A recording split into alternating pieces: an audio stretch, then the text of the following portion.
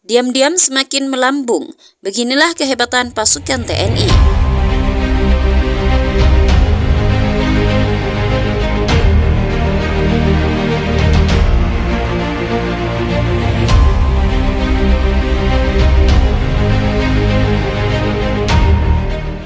Hai halo Sobat Jelajah Militer.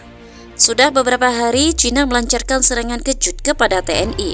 Namun itu tak ada apa-apanya bagi TNI. Hingga saat ini Cina belum dapat menguasai medan pertempuran dan TNI masih terus memberikan perlawanan. Walaupun kalah jumlah di hampir setiap sisi, tank pasukan pesawat terbang pasukan TNI yang dibantu pasukan Dayak telah menahan militer Amerika dan Cina di banyak wilayah. TNI memang sudah kehilangan kemenangan atas sebagian wilayah timur semenjak pasukan ditarik mundur sebagai syarat negosiasi yang sebelumnya terjadi, terutama di bagian selatan yang sudah diduduki TNI dan sekutu.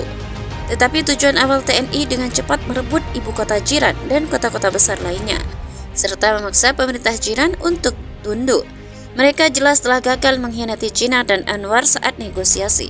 Gelombang pertempuran memang masih bisa berbalik melawan TNI. Pasukannya kian berkurang atau kekurangan rudal anti-tank dan anti-pesawat yang dipasok barang untuk menghalau pergerakan pasukan TNI di perbatasan jiran. Banyak pasukan reguler Malaysia yang paling berpengalaman di timur negara ini. Pasukan Dayak masih terus memberikan perlawanan.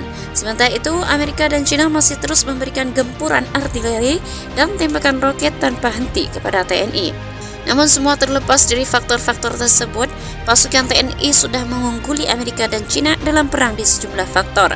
Pekan ini, juru bicara Departemen Pertahanan Amerika mengatakan bahwa militer jiran mempertahankan daerah-daerah di negara mereka dengan sangat cerdas, gesit, dan kreatif. Kesiapan warga Dayak untuk melakukan apapun yang mereka bisa demi mempertahankan kemenangan ini dan sekutu kemungkinan tentara profesional bertempur di medan perang tanpa khawatir. Sembari terkejut pernyataan Jokowi bahwa TNI langsung memutuskan kontrak dengan Cina. Pasukan Dayak Indonesia turut mendukung penuh pemerintah dan presiden mereka. Karena itu, warga yang siap berpengalaman militer pun siap mengangkat senjata untuk mempertahankan kemenangan TNI dan menangkap Anwar, meskipun harus menarik senjataan yang luar biasa. Beginilah cara berjuang untuk eksistensi mereka, kata Tom Fulkesh, ex-perwira Angkatan Darat Inggris mengatakan, ini adalah cara mereka membela tanah air dan harga diri mereka. Keberanian mereka mengejutkan sekaligus luar biasa. Dalam praktiknya, perlawanan Dayak telah membuat pasukan TNI dan sekutu leluasa bertempur di garis depan.